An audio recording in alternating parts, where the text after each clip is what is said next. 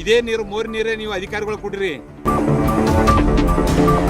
ನೀರು ಕುಡಿದು ರೋಗ ಬಂದು ಆಸ್ಪತ್ರೆ ಸೇರ್ತಕ್ಕಂಥ ಪರಿಸ್ಥಿತಿ ನಿರ್ಮಾಣ ಇದೆ.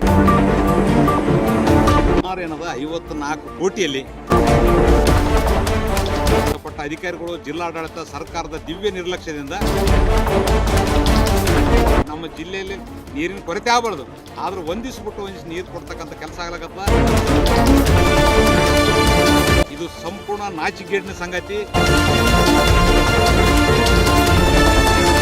ಆದ್ರೆ ನೀವು ಬಿಸ್ಲೇರಿ ನೀರು ಕೊಡೋದ್ ಕೇಸಿ ಇಂಥ ಗಟರ್ ನೀರನ್ನು ನಮಗೆ ಕುಡಿಸ್ತೀರಿ ಅಂದ್ರೆ ಇದು ತಪ್ಪು.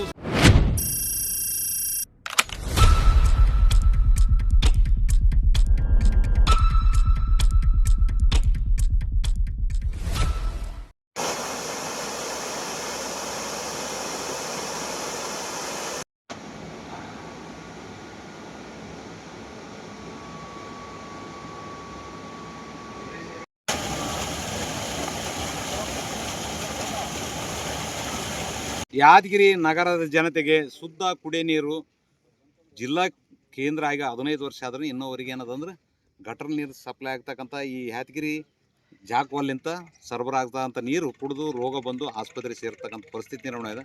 ಅದು ಆಗಬಾರ್ದು ಅಂತ ಕೇಳಿದೆ. ಜನತೆಯ ಹೋರಾಟದ ಎಚ್ಚರಿಕೆಗೆ ಸುಮಾರು ಏನದ 54 ಕೋಟಿಯಲ್ಲಿ ಇದು ಗುರುಮಿಟ್ಕಲ್ ಹೋಗ್ತಕ್ಕಂಥ ಅಪೋಸಿಟ್ ಅದಲ್ಲ, ಅದರ ಪಕ್ಕದಲ್ಲಿ ಆಗಿರ್ತಕ್ಕಂಥ ಈ ಜಾಕ್ವಾಲನ್ನು ತಕ್ಷಣ ಮಾಡಿಕೇಸಿ ಜನರಿಗೆ ಶುದ್ಧ ನೀರು ಕೊಡಬೇಕಾಗಿತ್ತು. ಇಲ್ಲಿವರೆಗೆ ಸಂಬಂಧಪಟ್ಟ ಅಧಿಕಾರಿಗಳು, ಜಿಲ್ಲಾಡಳಿತ, ಸರ್ಕಾರದ ದಿವ್ಯ ನಿರ್ಲಕ್ಷ್ಯದಿಂದ ಸಾರ್ವಜನಿಕರು ಏನದ ಗಟರ್ ನೀರು ಕುಡಿತಕ್ಕಂಥ ಪರಿಸ್ಥಿತಿ ನಿರ್ಮಾಣ ಇದೆ.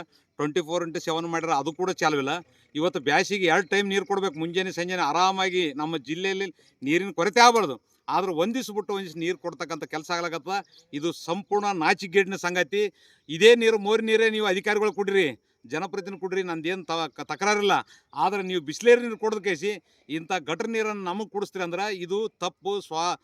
ಇದೇನದ ಎಲ್ಲರಿಗೂ ಒಂದೇ ಕಾನೂನು, ಒಂದೇ ಥರ ಇರಬೇಕು ಎಲ್ಲರೂ. ಆದರೆ ನೀವೇನು ಮಾಡ್ತೀರಿ, ಮಲತಾಯಿ ಧೋರಣೆ ಮಾಡ್ತಕ್ಕಂಥದ್ದು ನಿಲ್ಲಿಸ್ಬೇಕಂತಕ್ಕಂಥದ್ದೇ ನನ್ನ ಎಚ್ಚರಿಕೆ.